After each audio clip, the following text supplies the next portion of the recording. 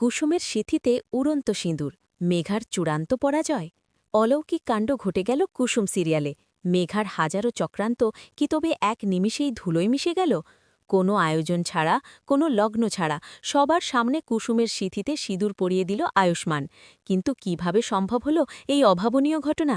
মেঘা কি এবার রাগের মাথায় বড় কোনো অঘটন ঘটিয়ে ফেলবে? জানতে হলে ভিডিওটি একদম শেষ পর্যন্ত দেখুন, কারণ আজকের টুইস্ট আপনাকে অবাক করে দেবে। বন্ধুরা, কুসুম সিরিয়ালের আগামী পর্বে আমরা এক রুদ্ধশ্বাস মুহূর্ত দেখতে পাব। মেঘা যখন দেখছে সবকিছু তার হাতের বাইরে চলে যাচ্ছে, তখন সে চরম হিতাহিত জ্ঞান হারিয়ে ফেলে। রাগের মাথায় সে আয়ুষ্মানকে এক জোরে ধাক্কা মারে, কিন্তু মেঘা জানত না যে তার এই একটি ধাক্কায় কুসুম আর আয়ুষ্মানের ভাগ্য চিরতরে জুড়ে দেবে। আয়ুষ্মানের গায়ের ধাক্কা লাগে দীপালি আন্টির সাথে, যার হাতে ছিল সিঁদুরের থালা। সেই থালা থেকে সিঁদুর সোজা উড়তে উড়তে গিয়ে পড়ে কুসুমের সিথিতে।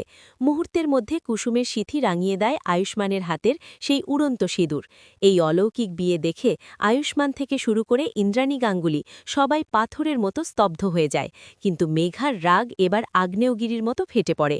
নিজের চোখের সামনে কুসুমকে আয়ুষ্মানের স্ত্রী হতে দেখে সে আর নিজেকে সামলাতে পারে না। মেঘা সোজা বন্দুক তুলে কুসুমের দিকে তাক করে চিৎকার করে ওঠে। কুসুম নিজেও এই আকস্মিক ঘটনায় পুরো হতভম্ব। যদিও আমরা জানি তাদের বিয়ে অনেক আগেই হয়ে গিয়েছিল, কিন্তু সবার সামনে এভাবে সিঁদুর পরের ঘটনা কি তবে তাদের সম্পর্কের নতুন স্বীকৃতি? মেঘা কি সত্যিই কুসুমের ওপর গুলি চালিয়ে দেবে, নাকি ঠিক সময়ে ঈশান বা আয়ুষ্মান এসে কুসুমকে বাঁচিয়ে নেবে? দেবীমা ইন্দ্রাণী গাঙ্গুলি কি এই অলৌকিক বিয়েকে আশীর্বাদ হিসেবে মেনে নেবেন?